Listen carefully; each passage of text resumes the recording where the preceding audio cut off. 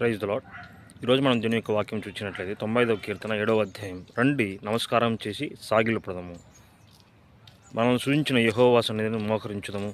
నేడు మీరు ఆయన మాటను అంగీకరించినట్లా ఎంత మేలు. ఈరోజు దేవుడి యొక్క లేఖనాల ద్వారా సెలవిస్తున్నది ఏంటంటే, ఇప్పుడేను మీరు మనసు మార్చుకుని దేవుని సన్నిధిని మోకరించి దేవుని కొరకు ప్రార్థన చేసినట్లా మన పరిస్థితులని తారుమారు చేసిన దేవుడు మనకున్నాడు.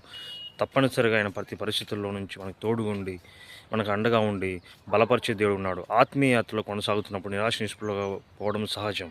కానీ మనము లోకస్తులు నడుచుకున్నట్లుగా లోక అధికారుల వైపు, లోక రాజకీయ నాయకుల వైపు, మన సొంత బలం వైపు కాక దేవుని మీద ఆధారపడాలని దేవుడు కోరుకుంటున్నాడు. మనం సాగిలపడినట్లా, మనం మోకరించి ఆయన్ను అర్థించినట్లా తప్పనిసరిగా మన పరిస్థితులన్నీ మార్చగిన దేవుడు ఉన్నాడు. స్వస్థత ఇచ్చేవాడు ఉన్నాడు, శక్తిని ఇచ్చేవాడు ఉన్నాడు.